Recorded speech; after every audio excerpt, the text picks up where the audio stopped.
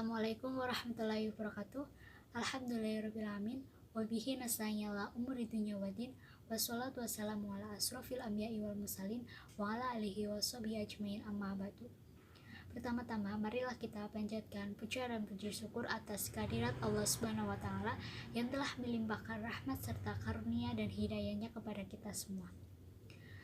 Salawat serta salam semoga tetap tercurahkan kepada junjungan kita Nabi Agung Muhammad SAW yang telah membawa kita dari zaman jahiliyah menuju zaman yang terang benderang ini. Saya Suci Rahayu, NIM 2012111062 dari Program Studi Komunikasi dan Penyiaran Islam 2B. Video ini dibuat untuk memenuhi tugas UTS Ilmu Kalam dengan dosen pengajar yang saya hormati, Bapak Dr. Nurisman MAG. Baik, di sini saya akan menjelaskan tentang pemikiran kalam Muhammad Iqbal. Biografi Muhammad Iqbal.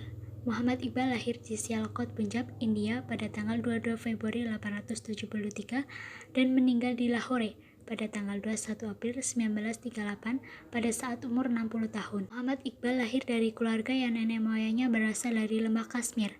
Beliau memulai pendidikannya pada ayahnya yang bernama Nur Muhammad, seorang yang dikenal sebagai ulama.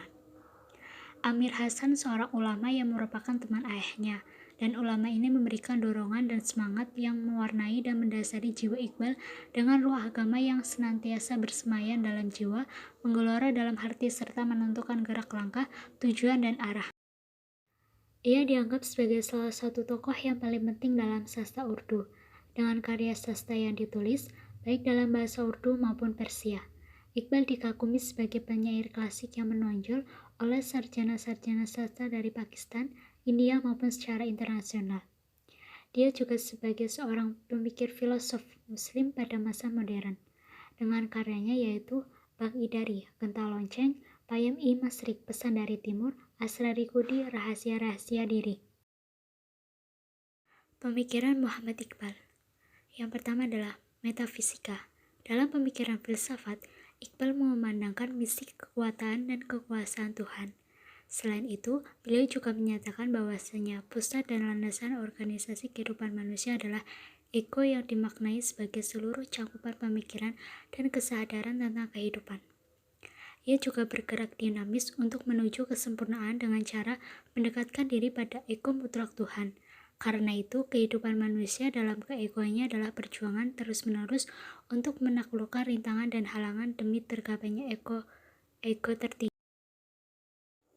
Yang kedua adalah estetika. Berdasarkan konsep kepribadian yang memandang kehidupan manusia yang berpusat pada ego inilah, Iqbal memandang kemampuan adalah sumber utama dalam seni, sehingga seluruh isi seni, perasaan, sentimen, ide-ide, dan ideal-ideal harus muncul dari sumber ini. Karena itu, seni tidak sekedar gagasan intelektual atau bentuk-bentuk estetika, melainkan pemikiran yang lahir berdasarkan penuh kandungan emosi, sehingga mampu menggentarkan manusia atau penangkap. Seni yang tidak demikian tidak lebih dari apa yang telah pada.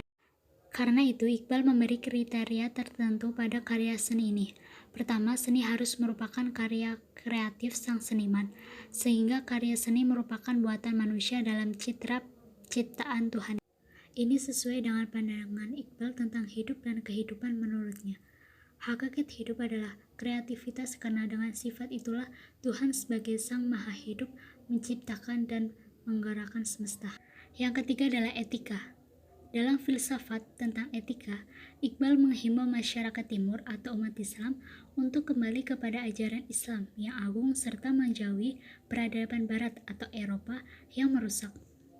Iqbal memandang bahwasanya sebab kemunduran umat Islam adalah kecenderungan yang membabi buta terhadap kebudayaan barat yang telah membunuh karakter mereka dengan terus mengadopsi budaya-budaya barat tanpa proses filterisasi. Walaupun ilmu pengetahuan berkembang dan perusahaan maju di Eropa, namun lautan kegelapan memenuhi kehidupan mereka. Sesungguhnya ilmu pengetahuan, hikmah, politik, dan pemerintah yang berjalan di Eropa tidak lebih dari ketandusan dan kekeringan. Perkembangan itu telah mengorbankan dari rakyat dan jauh sekali dari arti nilai kemanusiaan dan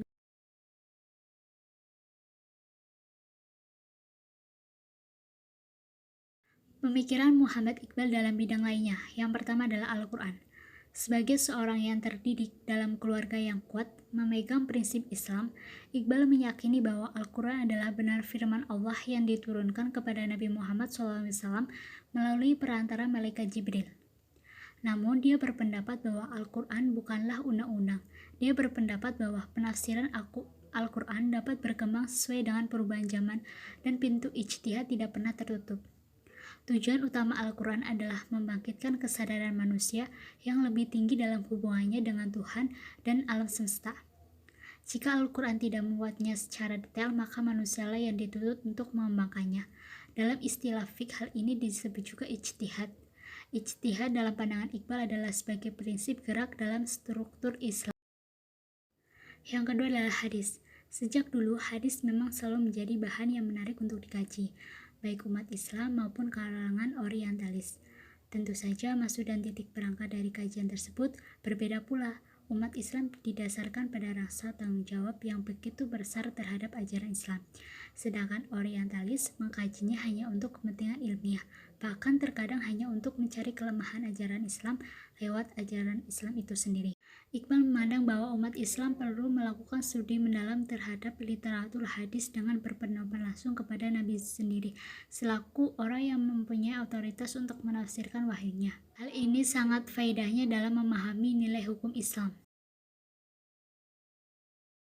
Yang ketiga adalah ijtihad, merasa bahwa ijtihad merupakan kebutuhan urgen dalam mengembangkan hukum Islam yang mengacu kepada kepentingan umat dan kemajuan umum. Yang keempat, politik. Iqbal diberi gelar Sir oleh pemerintah Kerajaan Inggris di London.